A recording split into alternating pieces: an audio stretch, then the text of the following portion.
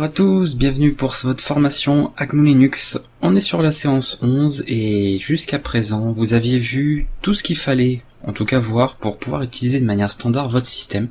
Alors si vous faites partie des personnes qui voulaient découvrir Linux, d'accord, une distribution GNU Linux, pour en faire un usage tout à fait basique, navigation sur internet, consulter des documents, faire du traitement de texte, regarder des films, écouter de la musique, vous pouvez vous arrêter à ce stade de la formation. Vous avez vu tout ce que je voulais vous montrer pour avoir une utilisation tout à fait standard d'un système, comme n'importe quel autre système d'exploitation, pour une utilisation basique. Là, nous allons rentrer vraiment dans des choses techniques, donc je m'adresse du coup aux informaticiens, aux développeurs, aux gens qui veulent vraiment savoir comment fonctionne leur système, comment que ça se passe au niveau de la structure du système, du noyau, tout ça.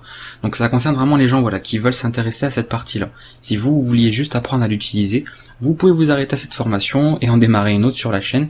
Vous aurez toutes les informations qu'il vous faut maintenant. Ici, on démarre donc tout l'aspect technique et j'ai voulu faire cette petite vidéo pour faire une vidéo d'introduction en fait à la ligne de commande. Il faut savoir que jusqu'à présent, vous avez vu qu'on avait utilisé l'interface graphique ou l'environnement graphique ou le mode graphique, on peut l'appeler de différentes manières, qui permet via la souris, via le clavier, de réaliser un petit peu tout un tas de choses. Donc vous avez vu qu'on avait pu installer des logiciels, les désinstaller, mettre à jour notre système, créer des fichiers, aller dans un explorateur de fichiers, d'accord, créer des documents, etc. Tout ça à l'aide de la souris et du clavier. On n'est jamais passé par une seule ligne de commande, ou quoi que ce soit, de complexe ou on va dire réservé à un public un petit peu plus expérimenté. Là, vous allez voir que plus tard, en tout cas, tout ce que nous avons fait via l'environnement graphique, nous allons pouvoir le faire via l'environnement dit console, ou le mode console. Donc là, vous avez des environnements graphiques, c'est-à-dire des environnements de bureau, comme ici Budgie Desktop, ou alors vous avez KDE, vous avez GNOME, vous avez Mate, vous en avez plusieurs comme ceci. Vous avez également la fameuse ligne de commande qui va utiliser un certain nombre de shells, d'accord? Donc il y a plusieurs shells différents, comme il y a plusieurs environnements de bureau différents. Par défaut, d'accord, on va utiliser de toute façon celui qui est disponible ici par défaut sur votre OS. Donc si vous êtes sur Ubuntu Budgie parce que vous avez suivi à la lettre la formation, vous serez pas dépaysé. Pour les autres, vous saurez vous adapter selon votre système et trouver le terminal. Donc vous pouvez aller directement, alors normalement il est ici par défaut, mais sinon vous pouvez de toute manière aller dans les fichiers ici, et il doit être, alors soit, donc s'il n'est pas dans accessoires, ils l'ont mis sûrement dans, utilitaire, voilà, utilitaire. Et sur Ubuntu Budgie, encore une fois, il s'appelle Tilix, d'accord. Dans certains endroits, vous aurez marqué invité de commande, ou alors ce sera marqué juste terminal, ou xterm, ou terme tout simplement, ou console, donc avec un K au mot console, si vous êtes par exemple sur l'environnement KDE. Mais peu importe, vous avez dans tous les cas un logiciel qui va ouvrir cette fameuse fenêtre-là, qui est un terminal, d'accord, ce qu'on appelle un terminal, ce qu'on appelle un shell, puisqu'en fait en réalité là, même si vous avez une interface, ça a lancé un programme, donc un shell à l'intérieur, d'accord, même si on a l'impression qu'il a juste ouvert une fenêtre avec mon nom de session et ce qu'on appelle ici un prompt, c'est-à-dire qu'il attend que je tape des commandes, voilà. Donc, vous en êtes à ce point-là. Alors pour ceux évidemment, parce que surtout qui débutent, vous avez normalement pris Ubuntu Budgie comme moi, ou en tout cas quelque chose d'assez similaire, une distribution basée sur Debian en tout cas. On va commencer déjà par configurer le terminal. Et moi ça va être utile puisque comme vous regardez la vidéo, là je suppose que la police doit être beaucoup trop petite pour vous au niveau de la lisibilité. Donc ça tombe bien, je vais le modifier dans les préférences. Donc vous avez normalement une petite icône ici, d'accord. Vous allez ici, ou alors peu importe lequel vous utilisez, sinon vous pouvez avoir là-dedans, selon le système dans lequel vous êtes, mais nous, encore une fois, on considère que vous êtes sur Ubuntu Budgie, donc vous allez là, vous cliquez, vous allez sur Préférences, et on va obtenir un certain nombre d'options. Je vais pas faire, pardon, je ne vais pas faire la liste de toutes les fonctions parce qu'il y en a beaucoup, on peut vraiment paramétrer énormément de choses. Nous on va se contenter juste de l'essentiel, d'accord. Donc général, vous avez pas mal d'options ici, je vais pas m'attarder dessus. Apparence, pareil. Vous pouvez éventuellement changer le thème, d'accord. C'est ce que vous voulez, un thème clair ou un thème sombre, par exemple. Ce genre de choses, le style des fenêtres, tout ça. Donc ça, à vous de voir à la rigueur, c'est quelque chose qui vous intéresse, d'accord. Vous pouvez voir. Moi, bon, ici, je m'occupe pas de ça. Ça je m'en occupe pas non plus, les signets non plus, les raccourcis, donc ça c'est pour ceux que ça peut intéresser, si vous voulez prévoir des raccourcis clavier spécialement pour le terminal, vous voyez, vous pouvez en définir beaucoup ici, donc n'hésitez pas, vous pourrez les changer, les modifier, vous pouvez faire pas mal de choses. Ça, on s'en fiche, c'est pour l'encodage. Vérifiez bien que vous êtes en UTF-8, donc l'Unicode, mais normalement ça doit l'être par défaut. Comme ça, vous gérez absolument tous les types d'écriture et vous êtes tranquille. Et nous, on va aller ici. C'est marqué ici par défaut. En fait, c'est un profil. Vous voyez d'ailleurs que c'est marqué profil au-dessus. Vous allez pouvoir définir des profils différents. Donc, vous pouvez en faire plusieurs ou en faire qu'un seul. Moi, en général, je me suis jamais trop embêté à faire plusieurs profils pour ma ligne de commande. C'est vrai que j'ai jamais pris cette habitude-là. J'en ai jamais vraiment besoin. Donc, j'ai toujours travaillé sur le même profil en fait, peu importe sur quoi je bossais. Donc, ça m'a jamais posé de soucis. Et nous, pardon, on va configurer cette partie-là. Donc le nom du profil, bon bah comme ici c'est pour la vidéo, je vais l'appeler du coup formation vidéo, voilà, parce que c'est celui qui va être fait en fait pour les cours que je vais vous donner. Ensuite, vous allez pouvoir choisir la taille du terminal. Vous avez vu que par défaut, si je l'ouvre le terminal, oui, si je l'ouvre, attendez, on va refermer, voilà, il fait cette taille-là. Donc c'est pas forcément pratique quand on a un grand écran, on aimerait peut-être en avoir un peu plus grand. Donc moi je vais aller dans les préférences. Et je vais le modifier. Ici, je vais mettre... Alors ça, c'est le nombre de colonnes, d'accord? Donc je vais mettre 150, je pense que ce sera pas mal. Et ici, au niveau du nombre de lignes, je pense qu'avec 40, on devrait être pas trop mal non plus. Alors je vais refermer, parce que là, faut prendre en compte les changements. On va le rouvrir pour voir. Voilà, c'est pas trop mal. De toute façon, si après, je vais le mettre en plein écran, j'aurai juste à faire ça, d'accord, évidemment, pour maximiser l'affichage. Mais là, je pense qu'on est bien par rapport à l'interface, c'est correct.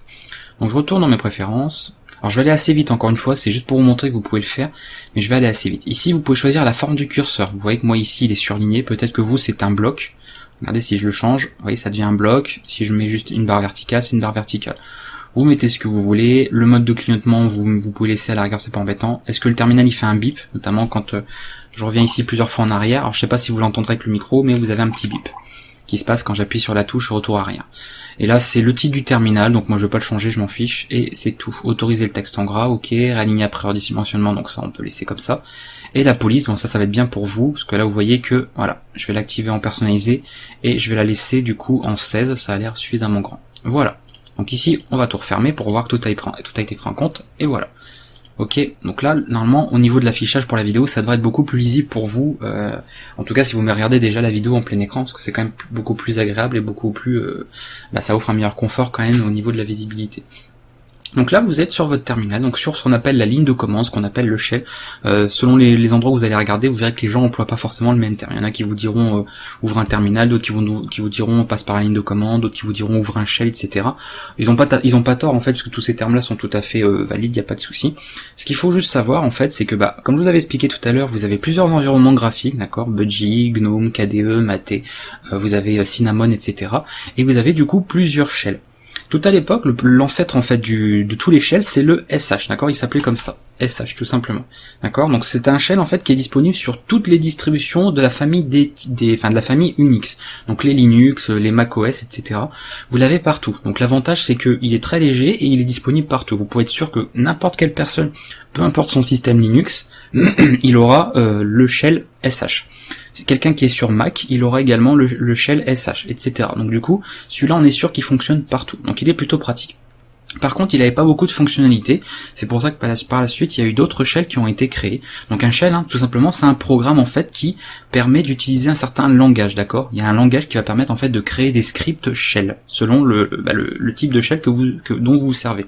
Donc SH, comme il n'était pas assez complet, d'accord, il était, je vous rappelle, c'était le plus ancien en fait, donc il était assez basique, on va dire. Donc du coup, ils ont voulu rajouter plein de fonctionnalités, et c'est alors qu'est né le fameux BASH, ce qu'on appelle le bash, ok. Et nous d'ailleurs, nous allons apprendre à travailler avec bash.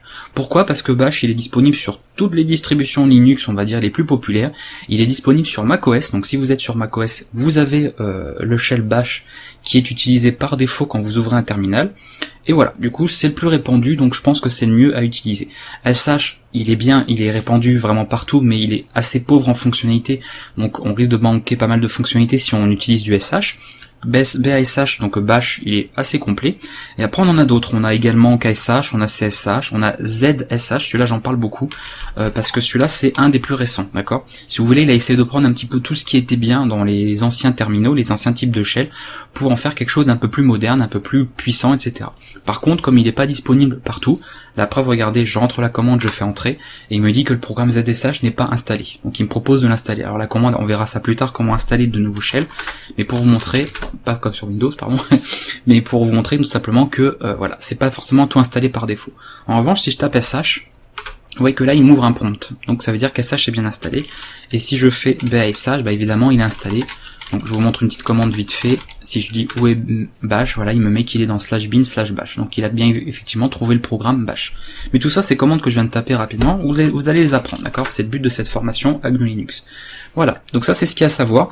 Nous on va travailler sur bash, d'accord? Sur la liste de la suite de ces vidéos, on va travailler avec bash parce que c'est le plus répandu, parce qu'il a suffisamment de fonctionnalités intéressantes, il est suffisamment puissant. Après plus tard vous pourrez, si vous voulez, de temps en temps utiliser SH pour des tout petits scripts, où vous serez sûr qu'ils fonctionneront absolument partout sur tous les systèmes Unix. Et si vous voulez quelque chose d'un peu plus moderne, d'un peu plus puissant, bah, vous pourrez installer ZSH et apprendre aussi quelques fonctions particulières de ZSH. Ça peut être pas mal, c'est un shell intéressant. Après je vous dis, on a KSH, KSH pardon, le corn shell, on a CSH, on a TCSH, et on en a beaucoup d'autres. Il y a plein de gens qui ont créé plein de types de shells différents, mais là je vous ai cité grosso modo un petit peu ceux dont on parle le plus, d'accord? Il y a un shell qui est basé sur le langage C au niveau de sa syntaxe, tout ça, donc on appelle le C shell justement, c'est pour ça qu'il y a CSH. Donc il y a vraiment plusieurs possibilités, vous pourrez vous renseigner un petit peu sur internet pour trouver celui vraiment qui vous plaît. Mais nous, on travaillera avec le bash, d'accord? Donc vous ferez en fait du langage bash, d'accord? Du shell scripting, donc c'est-à-dire la création de scripts en bash, tout simplement. C'est ce qu'on verra donc à la suite. Donc là, on va d'abord étudier des commandes et après, plus tard, on créera des petits programmes en bash. Alors justement, comment que ça va se passer au niveau des commandes? Et je terminerai là-dessus, sur cette vidéo. Je vous dis, c'était une vidéo de transition assez courte. Là, comme je vous ai dit, vous avez un prompt. C'est-à-dire que le prompt, il va attendre une commande, d'accord? Ici, en fait, il m'a ouvert une interface, donc qui est graphique pour le coup, mais on pourrait avoir une interface sans interface graphique. Je vous montrerai d'ailleurs comment passer en mode console complètement sur votre système. On verra ça plus tard.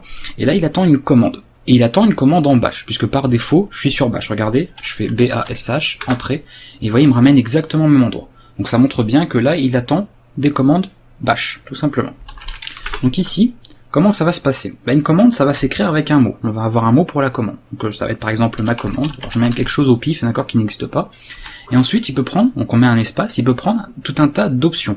Alors c'est pas obligatoire, les options, les paramètres comme on va voir, c'est facultatif, mais il peut en avoir. Donc une option, elle peut se représenter de deux manières, soit avec un seul tiret, d'accord, donc on aurait par exemple quelque chose, d'accord, une option 1, etc. Ou alors elle peut se mettre avec un double tiret. Voilà. D'accord, ça c'est deux possibilités de marquer des options. Ok. Alors souvent, ce qu'ils ont l'habitude de faire, il y en a pas mal qui sont accordés là-dessus, c'est que quand il y a un simple tiret, souvent c'est qu'une seule lettre, ou alors, c'est vraiment très raccourci. Et quand par exemple vous mettez deux tirets, donc je sais pas, par exemple -h pour le help, et souvent quand c'est un double tiret, c'est le mot complet. Mais c'est pas forcément une règle d'or, je veux dire une règle qui est appliquée partout, mais c'est vrai qu'ils sont pas mal accordés quand même là-dessus. Donc sachez qu'une option, elle sera toujours écrite avec un tiret ou deux avant le nom, d'accord? Donc on a au début le nom de la commande, ensuite si y a les options, on met un tiret ou deux et le nom de l'option, et ensuite on met des mots simples pour les paramètres, d'accord? Donc ça peut être ma commande, option 1 par exemple, je veux une option 2, et puis ensuite un paramètre, et puis peut-être un second, et peut-être un troisième, je sais pas, voilà. D'accord? Et ça, pour ceux qui font de la programmation, je pense notamment, c'est pour ça que je vous avais dit que c'était intéressant de travailler en ligne de commande quand vous compilez par exemple avec le compilateur GCC, parce que vous avez dû reconnaître sûrement la syntaxe de GCC. Regardez. GCC c'est la commande, d'accord? Main.c, c'est un paramètre, donc après ils peuvent être dans des ordres différents, mais c'est un paramètre. -o, c'est une option, d'accord, pour dire qu'on va choisir le nom de l'exécutable, et ensuite on met un autre paramètre qui est le nom de l'exécutable. Donc là je m'adresse à ceux qui ont déjà fait du langage C, ou en tout cas qui ont déjà compilé avec GCC en ligne de commande. Donc vous voyez, c'est ça en fait. Quand vous passiez, si vous programmez sur Linux, en fait vous utilisez déjà des commandes bash sans vous en rendre compte. Et si vous êtes bien sûr sur l'invite de commande de Windows, c'est pareil, sauf que là c'est pas du bash, c'est autre chose, on en parlera aussi de toute façon, mais là on est sur une formation à Linux, donc je vais pas vous parler de Windows. Du coup voilà. Vous utilisez en fait des commandes bash avec des options, avec des paramètres ou des arguments qu'on peut les appeler, et vous voyez que ça réalise un certain nombre de choses. Donc tout ça on va le voir à la suite. Je vais m'arrêter là pour cette vidéo, c'était vraiment une petite introduction. Le but ici c'était que vous puissiez personnaliser votre terminal, d'accord, d'histoire d'avoir quelque chose d'assez clair. Donc faites pas forcément comme moi, mettre une police énormément grande, moi je le fais parce que je vous montre ça en vidéo, donc faut que ce soit lisible pour vous parce que vous regardez les vidéos, mais pour vous, vous pouvez changer ce que vous voulez. On verra également, ça je le dis parce que je sais que je vais avoir des commentaires dessus, parce qu'il y en a qui vont me demander comment je peux changer ça, est-ce que je peux changer la couleur ou ce qui est marqué ici. Je vous dis tout de suite oui, on pourra le faire, vous verrez qu'il y a ce qu'on appelle un fichier de configuration utilisateur, donc qui est le fameux bashrc, qui va permettre de changer tout ça en fait, toutes les informations qui sont disponibles, et beaucoup d'autres choses d'ailleurs. Tout ça, on va le voir dans l'information, vous inquiétez pas, on va vraiment faire le tour d'absolument tout. Vraiment tout, donc vous aurez l'occasion de voir tout ça. Parce que par exemple, moi j'ai pas forcément envie d'avoir du vert, ou pas forcément envie d'avoir le nom de l'ordinateur ou mon pseudo dedans. Bref, on pourra changer ça et mettre Chuck Norris si on veut, y a pas de souci. Voilà, donc maintenant je vous laisse avec ça pour cette petite intro. Si vous avez des questions, n'hésitez pas, parce que comme c'est vraiment une vidéo de transition, s'il y a des choses qui n'ont pas été assez claires, ou vous voulez en savoir un peu plus sur tout ce qui est shell, terminal, mode console, mode graphie, n'hésitez pas à le demander dans les commentaires. Hein. Commencez, prenez le temps dès maintenant, puisqu'après on va quand même pas mal avancer, ça va aller assez vite, puisqu'on va avoir beaucoup de commandes, et après on va programmer vraiment dans des fichiers, donc on va vraiment étudier un langage de programmation pour le coup. Un langage de script, mais ça reste un langage de programmation quand même. Je vous laisse avec ça, je vous dis à très bientôt pour la vidéo suivante, donc ce sera la séance 12, et je vous dis on commencera à découvrir des premières commandes bash qui vont vous servir pour gérer vos fichiers, gérer les utilisateurs, tout ça. À bientôt tout le monde, et à la prochaine vidéo.